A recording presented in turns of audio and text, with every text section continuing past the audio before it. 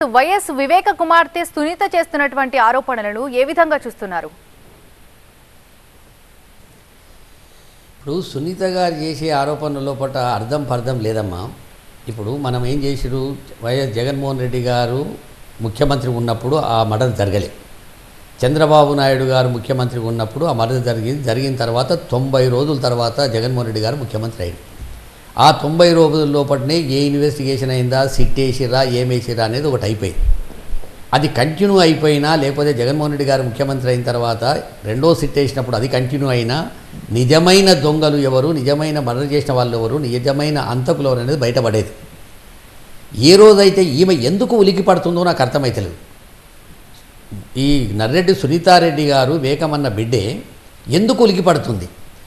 ఇప్పుడు సిబిఐకి ఇవ్వమని చెప్పి కోర్టుకు పోయినావు, సిబిఐకి హ్యాండ్ ఓవర్ చేసినావు. చేసిన తర్వాత కూడా నువ్వు ప్రతిరోజు ప్రతి వారము సుప్రీంకోర్టు కోవడము, హైకోర్టు కోవడము, వీళ్ళని అరెస్ట్ చేయండి, వాళ్ళని అరెస్ట్ చేయండి. ఒకసారి సిబిఐ ఎంక్వైరీ స్టార్ట్ అయిన తర్వాత, సుప్రీంకోర్టులో కేసున్న తర్వాత న్యాయం జరుగుతుంది. ఎందుకు తొందరపడుతుందంటే, ఇక్కడ ప్రజలు అనుకునేది ఏంది, కడప జిల్లా కానీ పులివెందలోళ్ళు ఈమెనేమన్నా ఇంటి దొంగని ఈశ్వరుడు పట్టనట్టు ఈమెదేమన్నా ఇన్వాల్వ్మెంట్ ఉందా, లేక ఈమె భర్తదేమన్నా ఇన్వాల్వ్మెంట్ ఉందా, వీళ్ళ బావదేమన్నా ఇన్వాల్వ్మెంట్ ఉందా? ఎందుకంటే ఈమె చాలా తొందరపడుతుంది. పవర్ ప్రజెంటేషను, ఈ కోర్టుకోకడా, ఆ ప్రెస్ నీ తండ్రిని చంపిన వాళ్లకు కఠినమైన శిక్ష పడాలనే నిజమైన నీకుంటే నువ్వు తొందరపడవలసిన అవసరం లేదు. అత్తగారింటికి పోయి వచ్చినట్టే సుప్రీంకోర్టుకు అయితే. ఎందుకంటే చంద్రబాబు నాయుడు చేతిలో కీలుబొమ్మ అయిపోయింది ఈమె. ఎట్టి పరిస్థితుల్లో కూడా జగన్మోహన్ రెడ్డి గారిని, ఆయన ద్వారా అవినాష్ రెడ్డి గారిని, పార్లమెంటు మెంబర్గా ఉన్నటువంటి అవినాష్ రెడ్డి గారిని కడప జిల్లాలో ఏదో రకంగా ఇబ్బంది పెట్టాలనేటువంటి ఉద్దేశంతో తిరుగుతున్నట్టు అనిపిస్తుంది తప్ప ఈ అమ్మాయికి న్యాయం జరగాలని అనిపిస్తలేదు. ఏమింది చెప్పండి? 5 సంవత్సరాల తర్వాత ఇప్పుడు ఎన్నికలు నిలబడితే ఆ షర్మిలమ్మ మురుసుపల్లి, ఇక్కడ ఈమె ఇద్దరు కలిసి మాటకు ముందు మా బాబాయిని చంపిరు, ఓటేయండి, మా బాబాయి కసకస నరికిండు, ఓటేయండి. అసలు ఎందుకు అడుగుతారో నాకు అర్థమైతే లేదు. నిజంగా వీళ్ళకు కోర్టుల మీద, వ్యవస్థ మీద గిట్ట నిజమైనటువంటి విశ్వాసం ఉంటే ఇవాళ నోరు మూసుకొని కూర్చోవాలి, న్యాయం జరుగుతుంది ఆడ. ఇప్పుడు సుప్రీంకోర్టులో ఉంది, ప్లస్ సిబిఐ ఎంక్వైరీ అవుతుంది, సిబిఐ విచారణ జరిగింది. ఇటువంటి సమయంలో వీళ్ళు ఎందుకు ఉలికి పడుతురు అంటే, అన్ని ఏళ్ళు కూడా వీళ్ళదికు చూపెడుతున్నాయి కనుక వీళ్ళు అడ్వాన్స్గా ముందట పోయి ఏదో మాట్లాడే ప్రయత్నం చేస్తున్నారు అనేది కడప ప్రజలకు, పులివెందుల ప్రజలకు అర్థమైపోయింది. రైట్. కెనడా నుంచి కాలర్ లైన్లో ఉన్నారు. ఎస్ రాజేష్ గారు, మీ క్వశ్చన్స్ అడగండి. హాయ్ మ్యామ్, నమస్తే అండి. కొండారెడ్డి గారు, మీకు కూడా నమస్తే అండి. నమస్తే. నమస్తే రాజేష్ గారు. సార్, నాకు 2 విషయాలండి. ఫస్ట్ పాయింట్ ఏంటంటే, ఇప్పుడు చాలా మంది, అంటే ఇది నేను అనుకుంటుంది కరెక్టో కాదో కూడా మీరే చెప్పాలండి. ఇప్పుడు ఎవరికైతే ప్రాబ్లం ఉంటుందో వాళ్ళు వాయిస్ రైజ్ చేస్తే బాగుంటుంది తప్ప అందరూ ఎవరు వాళ్ళ ఒపీనియన్ చెప్పడం కరెక్ట్ కాదని నేను అనుకుంటున్నానండి. ఇప్పుడు ఫర్ ఎగ్జాంపుల్ ఇక్కడ చాలా మంది కాలర్స్ కాల్ చేస్తారు, జాబ్ క్యాలెండర్ రిలీజ్ చేయలేదు, బాబాయ్ హత్య కేసు గురించి కానీ చాలా విషయాల గురించి రిలీజ్ చేస్తున్నారు. సో ఇప్పుడు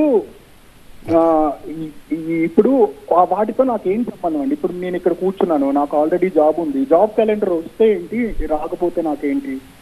ఎవరో బాబాయ్ రోజుకి 100 మంది చనిపోతూ ఉంటారు. ఎవరో చనిపోతే దాని గురించి నేను ప్రశ్నించాల్సిన అవసరం ఏంటండి? నాకేమి ప్రాబ్లం వచ్చింది, నేను ఎందుకు దాని గురించి ప్రశ్నించాలి? అసలు నాకు దాంతో ఏమైనా ఒక ఉపయోగం ఉందా? ఎవరికి ప్రాబ్లం ఉంటే వాళ్ళు, ఇప్పుడు సునీత గారు వచ్చి బయటకు చెప్తున్నారు, okay, that's a genuine reason.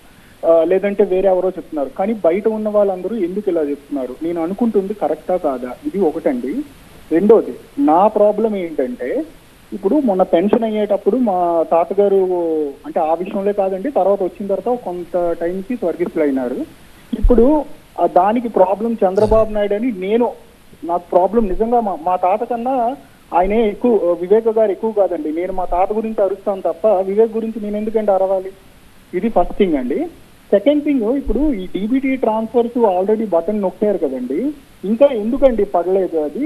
ఒకవేళ ముందే నొక్కినప్పుడే వెంటనే పంపించవచ్చు కదా, చివరి వరకు ఎందుకు మీరు తీసుకొచ్చినారు? దానివల్ల ఏమైనా ఏం ఇంపాక్ట్ జరగబోతుంది? థర్డ్ అండి, ఆల్ ది బెస్ట్ అండి. ఖచ్చితంగా మీరు ఖచ్చితంగా గెలుస్తున్నాము. 175కి 175 గెలుస్తున్నాము. ఏం వరి అవ్వాల్సిన అవసరం లేదు.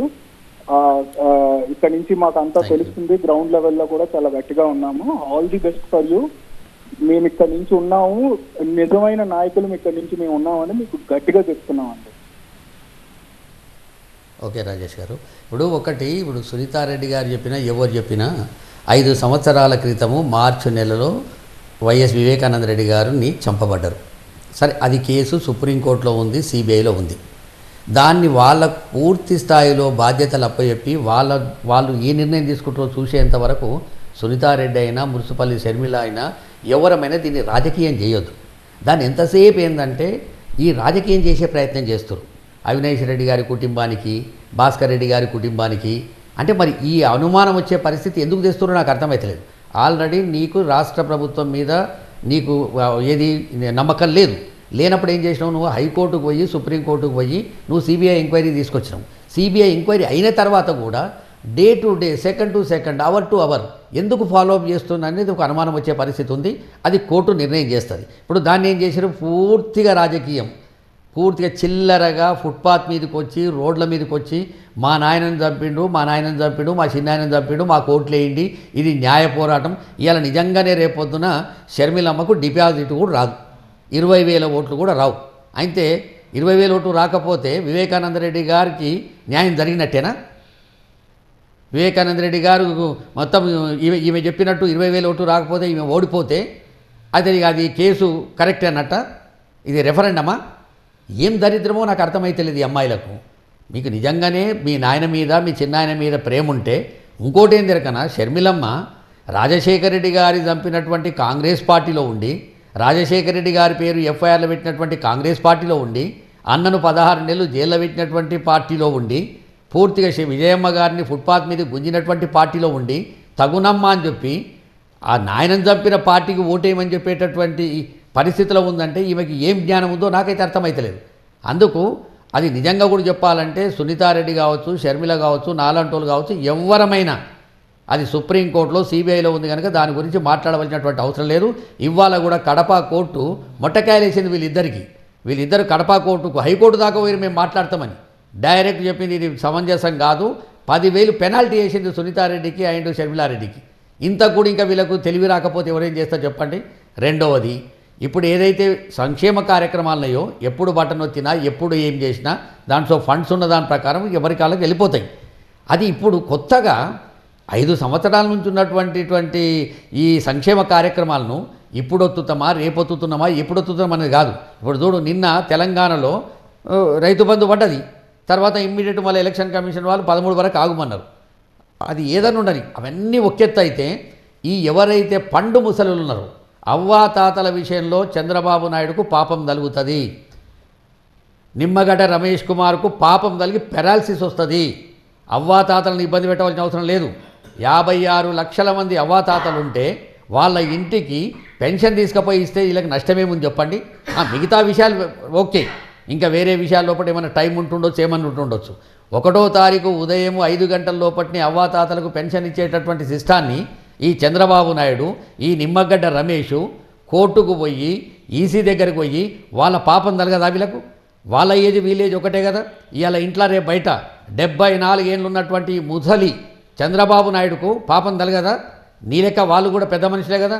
నువ్వు ఆస్తుపరని ఉండొచ్చు, నువ్వు 2 ఎకరాల నుంచి 2 లక్షల కోట్లకు పోవచ్చు నువ్వు మందిని ముంచి. కానీ అవ్వాతాతల 3,000 రూపాయలు ఇస్తేనే మందులు తీసుకొని వచ్చి, లేకపోతే ఏదో భోజనాన్ని తీసుకొచ్చి మనుమనుకో మనవరాలకో 10, 5 ఇచ్చి వాళ్ళు సంతోషంగా 5 సంవత్సరాల నుంచి ఉంటే ఇవాళ అవ్వతాతల నోట్ల మన్ను కొట్టే పరిస్థితి తెచ్చిండే. ఇది ఎంతవరకు సమంజసం చెప్పండి రాజేష్ గారు. ఇప్పుడు మీ నాన్న అయితే, మీ తాతగారు, మీ నాన్నగారు దివంగతులు ఏంటంటారు, ఎంత బాధాకరమైన పరిస్థితి ఇది. ఖచ్చితంగా ఇది చంద్రబాబు నాయుడు నిమ్మగడ్డ రమేష్ కుమార్ చేసినటువంటి దుర్మార్గం పని వల్లనే ఇవాళ 40 మంది వృద్ధులు చనిపోయారు. ఖచ్చితంగా ఈ పాపం తగులుతుంది. సరే, 4వ తారీఖు తర్వాత జగన్మోహన్ రెడ్డి గారు ముఖ్యమంత్రిగా ప్రమాణ స్వీకారం చేసిన తర్వాత ఖచ్చితంగా మళ్ళీ అదే వ్యవస్థ ఉంటుంది, వాలంటీర్ వ్యవస్థ ఉంటుంది. వాళ్ళకు ఎవరి మంత్ మళ్ళీ పోయి ఇస్తారు, అది వేరే విషయం. కానీ ఈ 2 నెలల లోపల ఎందుకింత అభద్రతా ప్రభావం, ఎందుకింత ఇబ్బందికరమైన పరిస్థితి, ఎందుకు భయపడుతున్నారు? ఒక్క మనిషి మీద ఇన్ని పార్టీలతోటి పొత్తు పెట్టుకొని పక్కన షర్మిలమ్మని మెయింటైన్ చేసుకుంటా, ఇన్ని చేసుకుంటా కూడా ఇంకెందుకు ఇబ్బంది పడుతున్నారో నాకైతే అర్థమైతలేదు.